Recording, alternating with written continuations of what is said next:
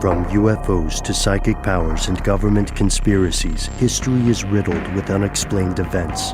You can turn back now or learn the stuff they don't want you to know. A production of iHeartRadio.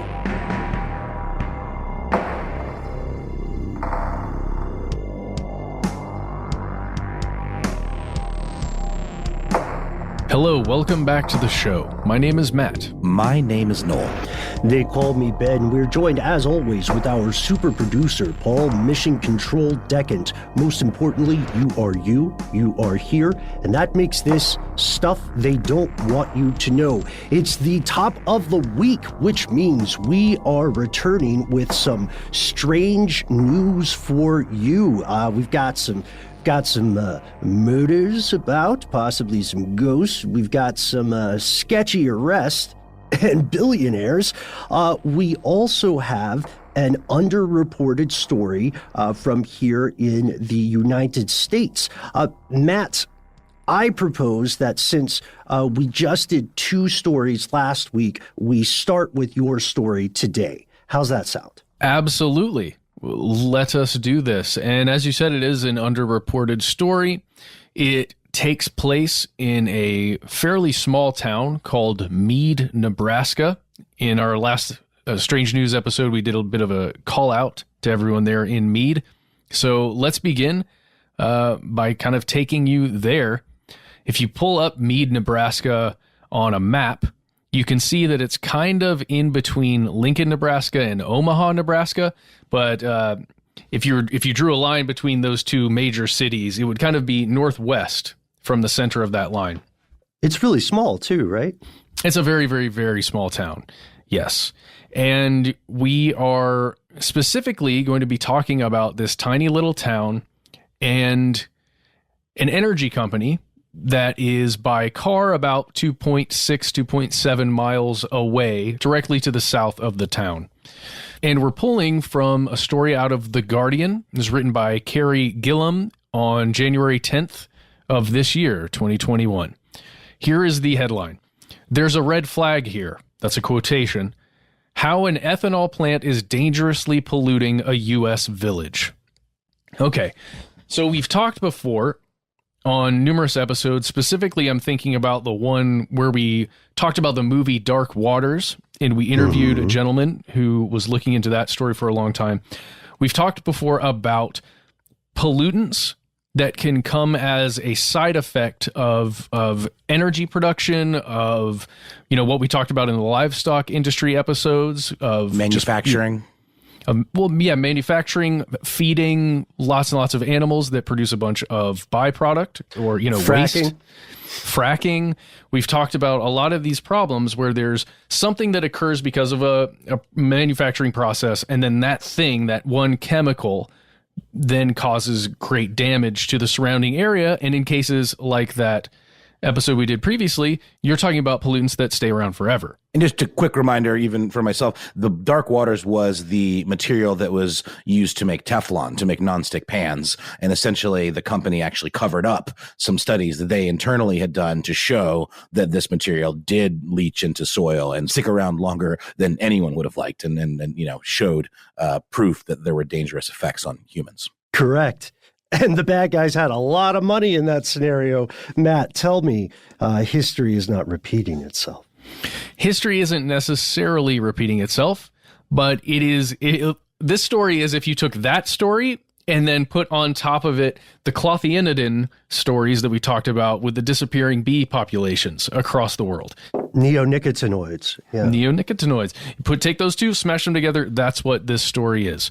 So there is a company called Alt-N, as in alternate or alternative energy. So Alt-N, this energy company that's very close there to Mead, Nebraska, they create biofuel, specifically ethanol. This is something that gets mixed in a lot of times with the gasoline, the fuel that you'd purchase at any gas station for your vehicle that uses petroleum. They use plants like corn that we've talked about, a lot of the high starch grains. They use those. And one specific thing that they use at this plant that a lot of other places don't are seeds that are coated. Okay, so they're coated in something that is specifically meant to prevent those seeds from being eaten by other pests. You know, these as pesticides. These things are coated in this stuff, every one of them. And what Alten does is they, quote, recycle these seeds, essentially clean them, make them ready for use in the ethanol creation process. The problem is there is a waste byproduct of these pesticides that were coating the seeds. And what Alten has been doing is, or at least what they're accused of doing, and what there's an investigation into right now, is that there are large deposits of these waste products, these pesticide waste products that are just kind of sitting there on the land that were building up over time and that ended up seeping into the groundwater, seeping into the local waterways, and they were making local residents and animals very, very sick. It's interesting, though, right? Because, I mean, even the process or the type of fuel is supposed to be more environmentally friendly, right? That's the whole idea. In some ways it is. In a lot of ways it is. And this isn't necessarily a bad idea. Alten is making use of these coated seeds in a way that they wouldn't be used otherwise, and they would just end up being placed somewhere if they were no longer viable for planting, right? They would just be discarded somewhere, and probably the same process would be happening just somewhere else. The problem is there's so many of these seeds in one place, and there's so much of this waste byproduct being generated through the process of recycling that it's almost like you're getting a massive concentration of it in one spot. And just for background here, when we're saying pesticides, we'd earlier said neonicotinoids. It is, oddly enough, it is what it sounds like. They're sometimes called neonics, I believe, as well, Matt. These things have been a known issue for some time, but the two quick points I wanted to interject is that first, something like these pesticides are a big part of why we have reliable food production. There are 1,000 problems with it. And second, like we said in an earlier episode or segment, I can't remember, yes, everything in the U.S. runs on corn. We've figured out how to make corn a fuel, but it sounds like we're not cleaning it the way we need to, or cleaning agricultural products in general. Yes, and in this case, it is a matter of cleaning. It's just, what do you do with that stuff that's left over after it's cleaned? And I mean, to add another kind of bizarre layer to this, the whole idea of something that is supposed to be good for the environment clearly causing some problems, they have asked or sort of like positioned themselves as a quote unquote recycling center for other companies, other farms, to bring them these non-viable seeds that are like they're referred to as pesticide laden seeds, or treated rather. And essentially what it does is it gives them kind of a free supply chain. So they can like say, oh, well, we're going to recycle them, but also they still have to deal with that waste product because you can't actually feed these grains to animals anymore, right? That's right. And there's this weird thing going on here, at least according to the Guardian article, where Alten is distributing this stuff out. And they're calling it almost a product that they're distributing it out to farms around their area. They're calling it a soil conditioner. And this is including some of these byproducts. And they're also accumulating a ton of it on the grounds of their plant where they're functioning. So you're saying, okay, this sounds bad. It's some kind of chemical. We don't want that in, our animals or our bodies. What's the effect? Well, residents there in Mead, Nebraska have been noticing a couple things. It started with a smell, just kind of a strange, a stench that they weren't normally used to there. It was almost as if something was rotting. And that would make sense because the process to create this alcohol, this ethanol, is to ferment the seeds and the other grains that they're using there. That would make a lot of sense. But then there's this other thing. Irritation of the eyes, irritation of the throat, nosebleeds that were coming on out of nowhere. Then they were noticing that bees were dying off all around the place, including in the University of Nebraska, which is down there by Lincoln. They were noticing bee populations were dying off. Butterflies were disappearing. Dogs, other pets were getting all disoriented and getting very sick. They noticed dilated pupils was one specific thing in these pets that they were causing a lot of concern, really. And here's why. The EPA, the Environmental Protection Agency, gives, a safe measure of how many pollutants can be in any water, right? We've talked about this before. Anytime you're drinking tap water, there's stuff in there, but it is so small in the, X parts per billion that you are very much likely not going to be injured by that if you consume a regular amount of water. Which is not normal in other parts of the world.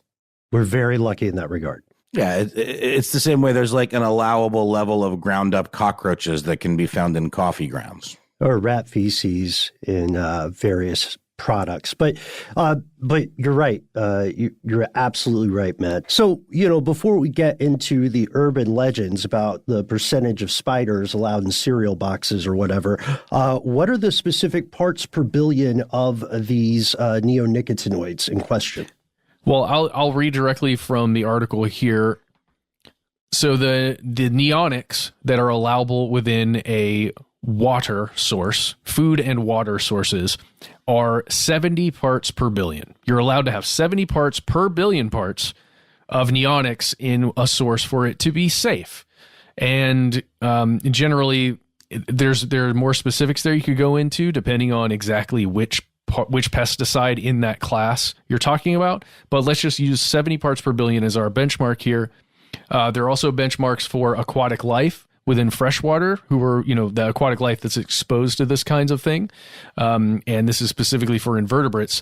The neonic known as clothianidin, the benchmark is 11 parts per billion.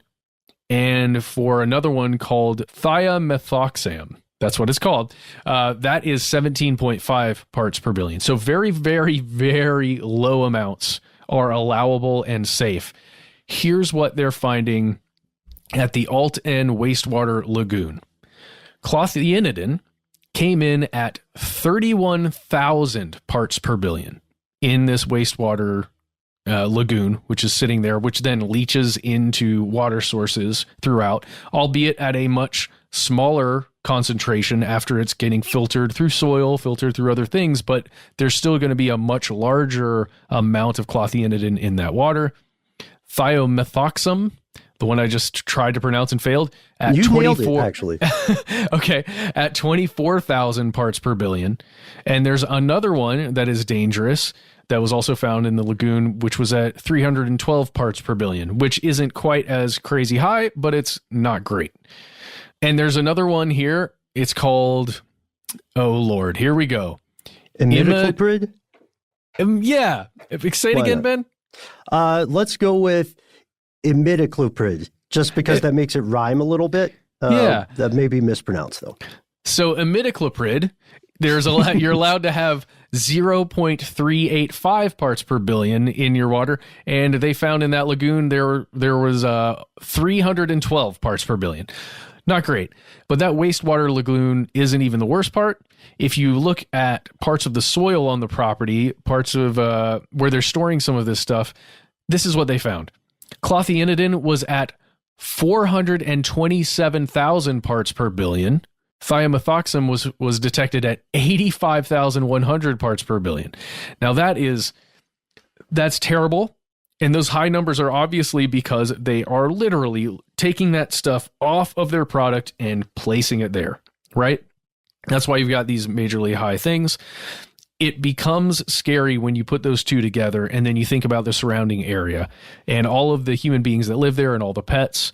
And it just seems dangerous. And there is an investigation going on. The problem is, as we've seen before, it's difficult to have a lot of movement or to get a lot of movement and a lot of action to occur when something like this is happening. The good thing is we actually have an update about what's happening now. Yeah, there is some potential light at the end of the toxic corn tunnel, a phrase we'll just make up.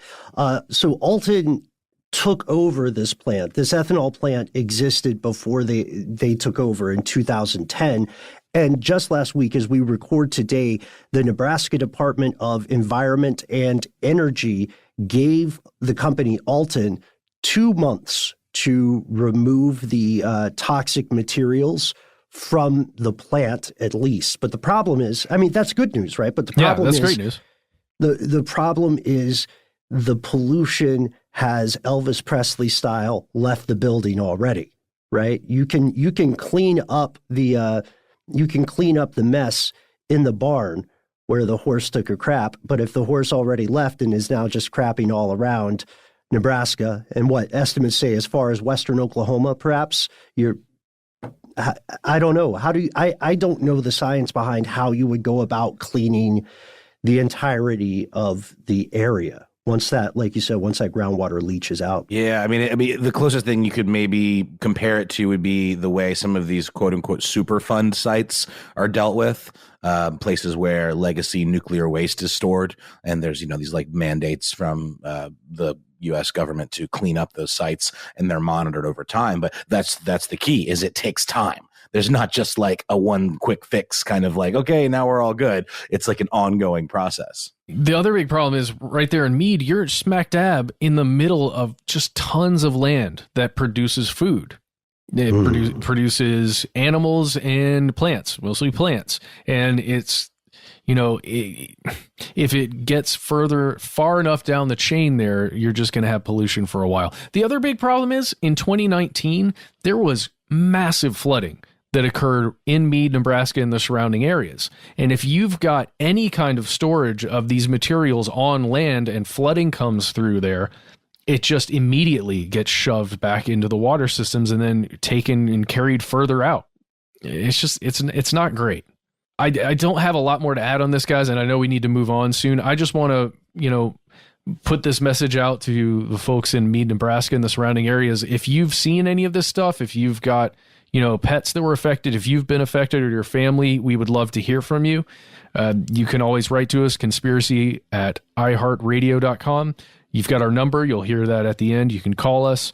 We'd love to know your story. And if there's anything, you think that can help or anything we need to know or to tell your fellow conspiracy realists about, just talk to us. Oh, and if you are in a similar situation, dealing with something like this in your neck of the global woods, whether in the U.S. or abroad, we want to hear your story as well, because this kind of stuff happens under the headlines, just under the fold of the proverbial newspaper around the world every day. And there are genuine conspiracies to cover it up. There are. Last thing to the people of Alt-N, I would just say, I think everybody here knows you weren't trying to do this. You were trying to do something good by saving some money and maybe even recycling some of these materials that were dangerous. The last thing I would say to you is that you should update your website, because if you go to altethanol.com, which is the Alt-N ethanol site, and you scroll down a little bit, you get to the About Us part, you can see that the website hasn't been finished yet. Does it have like an under construction GIF, like from the old GeoCities pages? No, it's got pictures from what looks like it could be their process, but it says grab interest, say something interesting about your business here, generate excitement. What's something exciting your business has to offer? How about toxic sludge? Skip the more in Ipsum, at least. There's that. They actually put some words in there. Matt, I hear what you're saying about good on them for trying to do a good thing. There is the dead inside part of me that's like, nobody really cares about the environment when it comes to this stuff. They're just looking at a niche and they're going to try to make money. And a lot of this stuff is probably the result of being a little bit lazy in the effort to try and make money.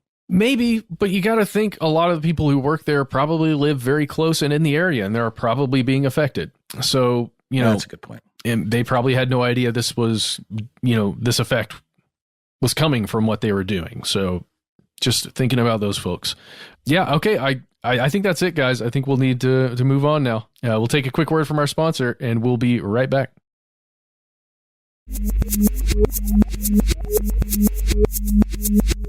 Quick note for today's segment. We are not native Russian speakers, and so you will hear us pronounce the name Navalny a couple of different ways. So just know that we're aware of it, and the correct pronunciation is indeed Navalny.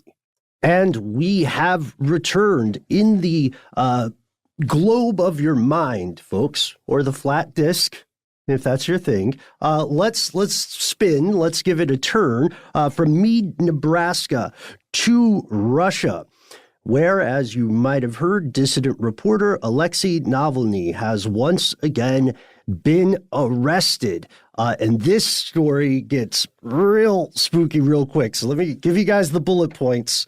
And let's, we can toss some questions about, because I think this will interest you, and I think it will interest you as well, dear conspiracy realist. So, Alexei Navalny is not friends with Putin. Unlike many journalists who are not friends with Vladimir Putin, Alexei Navalny is alive. And I guess he's careful around polonium and third-story windows. God, they are never going to let me into this country after this one. But and he got really lucky on a plane. And he got very, very lucky on a plane. He's also I would say less a journalist and more an opposition activist, out and out. He wants to fight what he sees as corruption in Russia. Just last year, he was nominated for the Nobel Peace Prize for his work. Like, it's not like no dig on us, but it's not like he's just making a podcast, which, we work hard. So Navalny himself was originally in trouble with the government, they would say not for his opposition stuff, but for embezzlement. And he was warned against returning to Moscow. He was arrested in Moscow airport this Sunday as we record this, and we are recording this on January 19th, 2021, which still feels weird to say. Navalny had a video posted around the time of his arrest where he said, "Don't be afraid. Take to the streets. Don't do it for me. Do it for yourselves and your future." And you can see that video, at least for now, on YouTube. There is a nationwide protest planned on January 23rd. Navalny was arrested right as he returned from Germany. He's technically in custody for 30 days. Why was he in Germany? Well, he was recovering from a bad case of poison, which he blamed on, can you guess? We all get one guess. It's not Elvis Presley. Does it start with a P? It does start with a P. So rhyme with Yeah, I gotta say, as much beef as we, maybe can have from time to time with our country, it is nice that we don't have to label journalists as dissidents, and that you typically don't have to fear for your life if you write a mean article about the government. Right. For now. But yes, please, yes, for sure. But that's a very good point. That's a very good point, because Navalny is, he's out and out, again, more an opposition leader and activist, but he's being treated just like a dissident journalist. So Putin's spokesperson refused to answer a lot of questions about Navalny. He recently only referred to the guy as the Berlin patient. There's a press conference that was being held by the foreign minister, Sergei Lavrov. Lavrov accused all Western governments of, quote, using this arrest to distract from problems in their own countries. And he said, Russian officials are just following the law. I don't know why you guys are making a big thing about this. He didn't say that last sentence. I'm paraphrasing. No, he meant it. That's what he was getting at. Yeah. So they know that international experts determined that Navalny was poisoned with something called Novichok, which we mentioned in an earlier episode. That's a chemical weapon that was developed by the Soviet Union, but the Kremlin says they had nothing to do with it. Putin did also, in a beautiful sideways mention, he's so good at these things. He said, I've also kind of heard Navalny worked for U.S. intelligence, and still he was too insignificant for anyone to want to kill him, which is just such a weird brush off. Yeah, but then we mentioned the investigation that he and Bellingcat and several other organizations put together, where they allegedly telephoned that FSB agent or associate and then that person came clean about poisoning the underwear, I believe, the insides of the underwear of Navalny, or at least dosing it. Weird stuff. Yeah, it was the good old underwear poisoning. Good old Novichok in the underwear. Well, here's what happened. This is pretty interesting. So he's accused of breaking the probation rules of a suspended sentence that he was given in an embezzlement case in 2014. This previous ruling barred him from participating in politics due to the government's concern about him being possibly corrupt. But yeah, you're right, Matt. In the case of the Novichok, he did some excellent social engineering, it would be called, and essentially got the folks involved on record saying they were doing this. They worked for the FSB, which is the successor of the KGB. And he may have, this is the cool thing, the breaking news kind of thing, he may have a dead hand of sorts. Vladimir Putin has not said Navalny's name in public for more than a decade. He's always called him that gentleman. And recently, the patient, or the Berlin patient.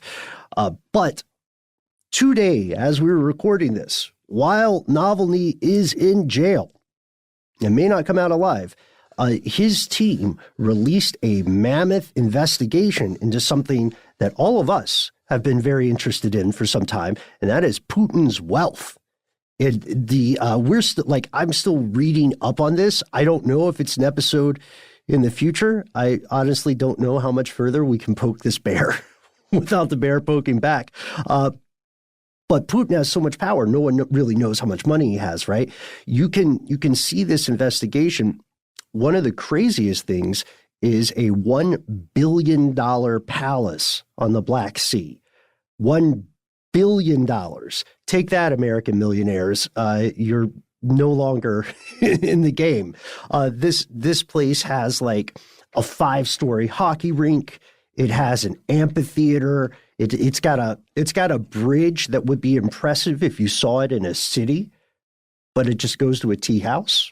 Yeah, Ben, because I heard there's video on this. What's the best way to find this? Like for everybody to find this stuff?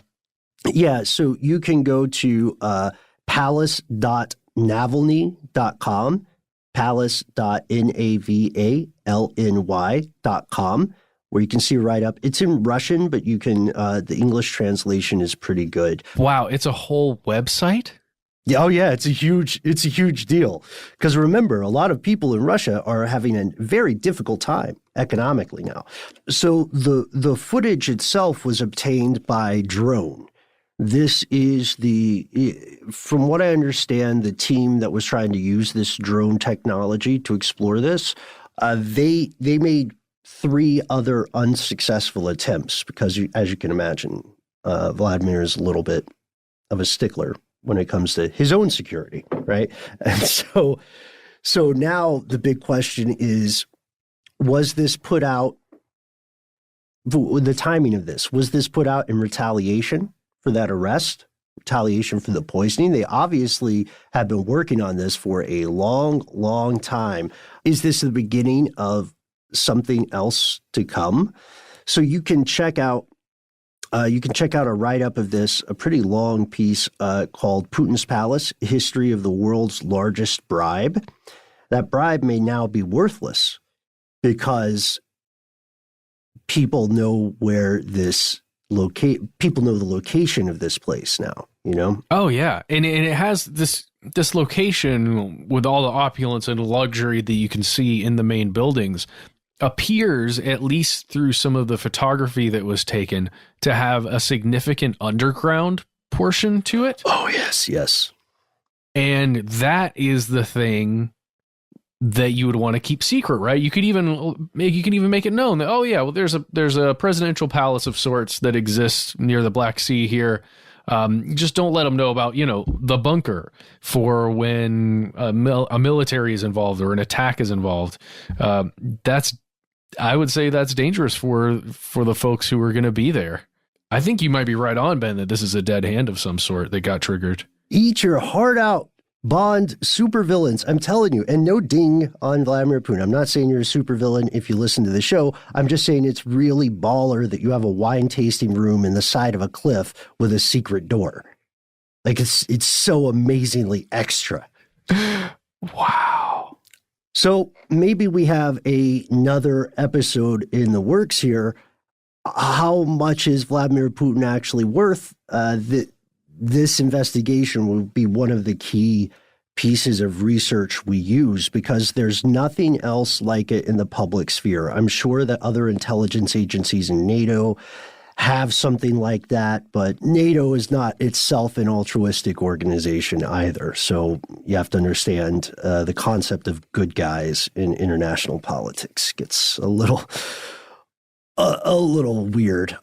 But yeah, the thing that's making headlines is Putin's palace. Do check out the documentary. But the more important thing, I would argue, is the full investigation of how this came about. And it gives us a look into the way that property and vacations and vacation properties are used as a kind of corrupt currency in the world of international relations and bribes, because you can't necessarily just hand someone $1 billion, but you can give them stuff, right? Or you can take something that's worth $1 billion and sell it for 100,000 or something. I'm just making numbers up, but that's what's been obsessing me today. We'll probably follow up with this later in the week, but we want to hear from you. I would love to know what the most opulent thing you've ever seen from a dictator is. Is it the Quran that Saddam Hussein wrote in his own blood? Is it his terrible works of historical romance, where the entire thing is a metaphor for him like loving the continent? Is it the excesses of Muammar Gaddafi? Is it the excesses of a Western political figure? Let us know. I love these sorts of stories. Can't wait to hear from you. As we always say, 1-833-STDWYTK. If you want to just share it with me directly, @BenBolinHSW on Twitter. We're going to pause now for a word from our sponsor, and we'll be back to the U.S. with one more piece of strange news.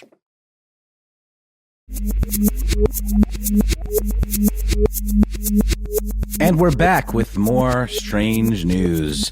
This one's interesting. It's strange, sure. It's a little spooky, but it just kind of clued me into a few things that I was not aware of. I think we're all familiar with the Lizzie Borden story, if for no other reason than that really kind of twisted children's rhyme.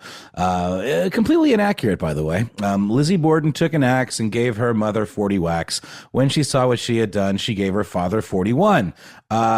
Incorrect, because only 19 blows were bestowed upon the mother, Abby Borden, who was actually a stepmother, if I'm not mistaken. And then there were 10 that were brutally rained down upon the 69-year-old Andrew Borden's head and face. He practically was discovered with his face unrecognizable, completely split open. An absolute horror show, crime scene. And a story that absolutely took the public by storm back in 1892. This story was set, it's a true story, in Fall River, Massachusetts in New England. And Lizzie Borden was sort of the primary suspect of the murder. She and her sister apparently did not have a good relationship with their stepmother. There was arguing over money, and Lizzie had the least plausible alibi, or at the very least was the one that was most likely to have been nearby when it happened. So when the trial took place, a lot of circumstantial evidence was flung at Lizzie, and she was ultimately acquitted.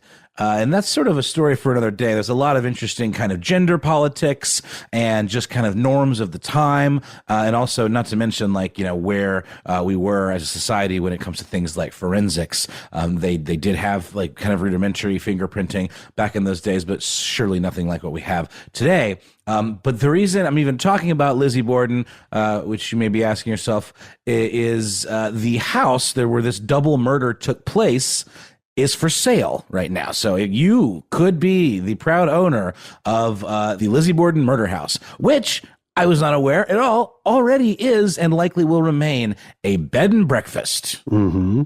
Huge industry, actually. Huge industry, bed and breakfast. Yeah, quaint little, murder bed and breakfast. It's hard to say. Murder, bed and breakfast. Ben, you say a big industry. I was not aware of this. There are a lot of people who believe it. At least you can, because people might not want to own a home that has a bloody past like this, but there is a not insignificant amount of people who would love to visit for a night. Because no matter what Lizzie actually did there in the home, 2 people were brutally murdered. So you can see why a lot of other folks want to explore it, especially those who are interested in that, that liminal space between life and death. And this got me thinking, I wonder what the laws are around these types of home sales. Obviously, in this one, it's a feature and not a bug. In the property listing, it's described as being a turnkey operation, and the only reason that it's being sold at all is because the couple that's owned it for the last 20 years would like to retire. So it's apparently like, it's already set up. The infrastructure is already there to continue as a bed and breakfast, including the intellectual property. They actually, because by owning the house, they own like the legacy kind of that IP, which is fascinating. And there's also merchandise they can sell. It's a little miniature museum. Here's a quote from the current owners. "We're hoping that someone will come in and buy it and keep it as a bed and breakfast and for tours. It's one of the most visited tourist attractions in New England. It's well known all over the world. And on a normal year, you have people that come in from all over." And here's another interesting twist. Lizzie Borden, after she was acquitted, she lived out the remainder of her life, in the lap of luxury, more or less. I mean, there was a lot of family money. They were a very well-to-do New England family. And she and her sister moved to a nearby house. They didn't even have to go on the lam or get out of town. I've always loved the idea of living in a house with a name. And this is a doozy. This house was called Maplecroft. And it was nearby, and it is also for sale. So you could buy not only the house where the murders took place, but Lizzie Borden's residence when she herself passed away. I have a question. Yeah. What's the breakfast like at the Airbnb? It's a good question. I'm assuming brains and eggs, perhaps. Yeah. I always feel a little disappointed when you go to a bed and breakfast and there's just the continental breakfast. Oh yeah, it's in the name, man. You got to really give it a little bit of extra attention. And also, not to mention the whole issue of the idea. I mean, it's in a Key and Peele sketch, but a continental breakfast just sounds so fancy and bougie, and you realize it's just a couple of cereal dispensers and a basket of muffins, and that's all it takes for it to be a continental breakfast. Surely we've seen various, grades of continental breakfast, but the bare minimum for a continental breakfast is not much. Don't let me derail us either. I'm always interested. The breakfast talk is very important, Ben. But like I said, it did get me thinking, what are the laws about disclosing these kinds of things? If you're a realtor, obviously, and like I said, in these situations, it's something that, it's right out there on the open. It's on the name of the house practically. It might as well be called the, Lizzie Borden murderer bed and breakfast, but other situations that would not be the case. You might not want to tell a newlywed couple that a murder suicide took place in their first home that they're going to buy and raise their family in or whatever. And it turns out it varies state by state. And the name for these types of properties is in and of itself very interesting. These are referred to as stigmatized properties, and they're essentially properties where, because of some sort of undesirable event, whether emotional or psychological, people might consider them to be tainted in some way. And they're divided into very interesting categories as well. Oh, for example, think about the O.J. Simpson home in Los Angeles. That'd be a good one. Okay, so murder or suicide stigma. It's pretty self-explanatory. Apparently, about 45% of Americans, according to an article in the Huffington Post, believe that when there is a violent act, such as murder or suicide, that takes place in the home, that the ghosts or spirits of the murdered or expired souls will remain in the house. 45% of Americans. But here's the thing: most states actually don't require the disclosure of a murder or suicide in a home. But it's also illegal for a realtor to knowingly mislead a buyer. So if the buyer's done their homework and they ask, the seller can't be like, no, nothing to see here. That's absolutely not true. But did someone die in this house, sir? Well, what is life? Exactly. What is life? Have you seen the crown molding, though? Let's focus on that. Oh, my gosh. Gorgeous cabinetry. It's true. Oh, my God. Have you seen this mud room? I just recently found out what a mud room is. The hell is a mud room? A mudroom is a room, like an entryway when you come into a house, and there's a little room where you like take off your boots, and like maybe there's little hooks to hang your coats on and stuff, and sometimes cubbies or something for the kids. Yeah, So it's more for northern climates where Right. you can expect a certain amount of snow every Yes, year. with galoshes and all that. But it's also kind of considered a fancy add-on. Some people get them remodeled because it's like considered a little bit an upgrade. But here's an interesting one too. Public intrigue stigma. So that would be something like a popular shooting location for a TV show. Finding a lot of this information from a site called omegahome.com that lists all of these laws state by state. And they use the example of the Breaking Bad home in Albuquerque, New Mexico, the one where he throws the pizza on the roof and all that. Apparently that was a thing. People would constantly come by and throw a pizza on the roof. And a family just lives there, and they found it to be an absolute nuisance, and they became, quote, fearful to leave the property unattended and had to install a metal fence to keep all these looky-loos away. Let's get into the next one, which I think was really particularly interesting for this show: paranormal activity stigma. Okay, so that sort of ties into murder-suicide, especially since a lot of times, I think you could be anti living in a murder-suicide house, even if you weren't like superstitious about, ghosts or paranormal activities. I think it would maybe you could be superstitious, just like, oh, it's bad luck, but not necessarily believe that it's haunted. But here's the thing. Realtor.com conducted a survey and found that 49% of people would not consider moving into a house that was purported to be haunted. Oh, and only 4 states require disclosure. Is one of them Massachusetts? It's Minnesota, Massachusetts, Jersey, and New York. See, I figured for some reason Massachusetts just strikes me as a place where like 98% of America's haunted houses probably are. Well, it's got such a long history in this country. You know what I mean? 100%. 100%. And a long history with things like witchcraft and the paranormal.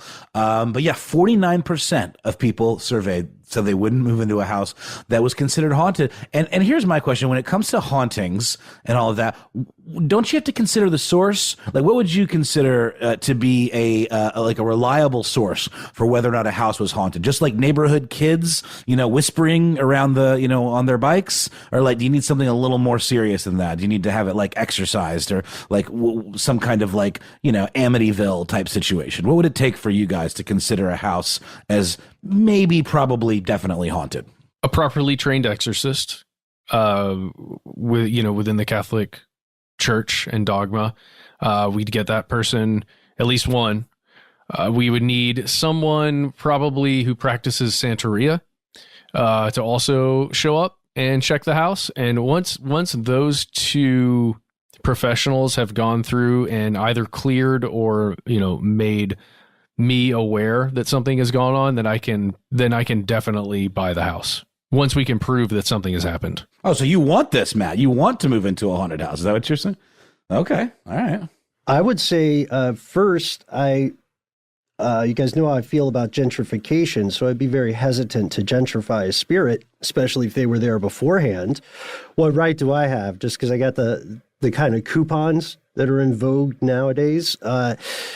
To answer the question, there's a great scientific angle we can look at. If anybody hasn't checked out our earlier episode on ghost and infrasound, I would look into any possible acoustic anomalies or maybe geomagnetic anomalies, any kind of pollution. Like, to me, it doesn't matter whether or not there's a quote unquote ghost. It matters that there are things that are indicative of unpleasant experiences that might be considered a haunting. But I see, like, if there's a spirit in a house, and despite the fact that there's no universally approved upon proof of ghosts, if I feel like there's a ghost there, then I would just try to get along with it. You know what I mean? I'm not going to hassle anything. The story of the human species is filled with tales of people getting along with the supernatural. A little saucer of milk out there for the kobold or whatever, or the fairy, the fae. I would just make friends with it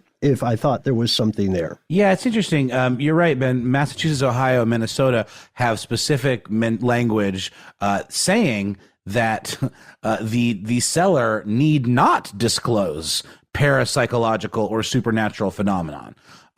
It's not that they have a law, it's just that it's actually mentioned. So this one in particular, hate to tell you, any first-time home buyers who are getting cold feet, you can't claim haunting to get out of your escrow. Oh, yeah, sorry, that's what I meant. Yeah, the New York, New Jersey, Massachusetts, and Minnesota are the only ones I know of that deal with paranormal activity in any way in their disclosure laws, but they definitely don't all treat it all the same. I was not aware of Ohio. I thought there were just 4. Yep, that's what I've got here in this Omega article. Next, we've got an obvious one, criminal stigma. So this would be like if your house was, this could also fall under things like environmental. If your house was formerly a meth lab, and there could potentially be some contamination left over from that. But the criminal stigma is first and foremost in terms of, the idea of maybe this house is marked. If it has a reputation, perhaps there could be some blowback from criminal enterprises or people knowing where the house is. That's where my mind would go if I knew that my house had been used as a, some sort of like headquarters for criminal activity. I'd be wondering, is there some crazy stuff buried beneath the floorboards that someone's going to be coming back looking for? I would be concerned about that. I think that's a legit one.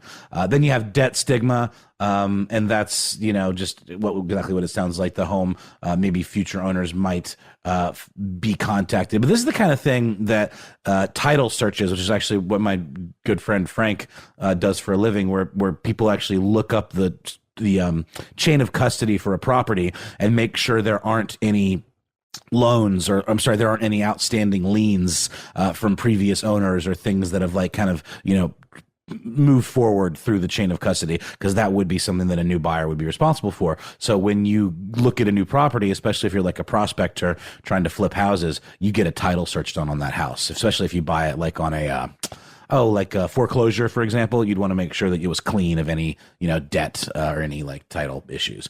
And then something that I think is delightfully called minimal stigma, which is something that only would bother a very small percentage of the population. So, for example, someone died of a terminal illness within the home, so not in the violent death category, even though it's not communicable, there's no contamination concerns. Someone could just be in that same way scared of living in a house where someone has expired, or perhaps a sex offender living in the neighborhood. Anyway, so just to follow up on the Ohio stuff, I'd love to hear from a lawyer on this, because I'm looking at it and it looks like I didn't find a specific mention in their law, but I guess subsequent case law maybe covered it, which maybe means somebody went to court over this. Like, hey, you should have told me this house was haunted. I would love to find that case and hear specifically how it went down. So let us know. Let us know if you went to court for this, whatever state you're in. That would be amazing. I bet Frank has some stories. Oh, he definitely does. And also some fabulous names. He'll text me pictures of crazy sounding names from some of these documents that he finds. And it's actually a pretty simple list to run down to say who requires the disclosure of deaths and who doesn't. Alaska does. California is one. We've got Wyoming. Looks like West Virginia here, but not Virginia. In California, the way the civil code reads is California requires the owner of a home to disclose if an occupant of their home has died in their house in the past 3 years. No other state comes close to such a mandate. Most that require a disclosure have it only apply within the past year. So California is the most stringent, which I guess makes sense. Colorado, on the other hand, finds that facts pertaining to events which could, quote, psychologically impact or stigmatize a property are not subject to disclosure in Colorado. That includes murder, suicide, and any other felony which may have taken place. So there you go. Buy Lizzie Borden's 2 houses. Start a new career as a proprietor of a murder Airbnb. Just to continue on the subject of the Borden house before we go, isn't it a little interesting that they are retiring in a time when there's a pandemic and, rental properties are having trouble right now getting anyone to actually come out and stay somewhere, let alone go to a museum or, stay in a bed and breakfast where you're going to have close contact, perhaps, or closer contact with people? It's a good point. I mean, it's a commercial property, and commercial real estate is going to be in the doldrums, at least in the U.S., for some measure of time. There's no way around it. It's like the question of what's going to happen to shopping malls. You know what I mean? That'll be an interesting story to follow. For now, let us know, have you gone to court for a stigmatized house? If so, what went down? Do you believe that you have ever lived in or experienced a haunted house for yourself? Is your town, your neck of the global woods, like Mead, Nebraska, going through some underreported corporate shenanigans, right? We want to know your stories. We also want to know what you think about Navalny's immediate prospects for living through 2021, and what you think about what's been disclosed about Vladimir Putin's still unknown to a great degree amount of wealth. We try to make it easy to find us on the internet. We're on Facebook, we're on Twitter, we're on Instagram. Swing on by. Here's where it gets crazy. You can run into some of the best mods in the business, and of course, the best part of this show, you and your fellow listeners. But hey, you might be saying, I hate social media. It just, it gives me shivers like someone's walking over my digital grave. We get it. There are more ways to find us. That's right. Don't like social media? Use YouTube, because that's not social media. Maybe it is. YouTube.com/conspiracy stuff. You can see clips of these episodes there. You can like and subscribe if you so wish to do so, and join in the discussions in the comment section, because that is always just an exciting thing to do. So wholesome. Those comments. If you don't want to do that, we have a phone number. That's right. It's 1-833-STDWYTK. You get 3 minutes to leave a message. Those 3 minutes are yours, as Ben would say. Do with them what you will, but try to keep it to 3 minutes. You'll find you'll have better luck in getting on one of our listener mail episodes if you do. Please also do let us know if it's okay to use the message in its audio glory on the show, and also if it's okay to use your name. And if you don't want to do that stuff, then hey, we've got a great old-fashioned kind of way to contact us. Goes way back to the 90s? The 90s? I think the 90s. I mean, yeah. It's an email. We have an email. It is conspiracy@iHeartRadio.com.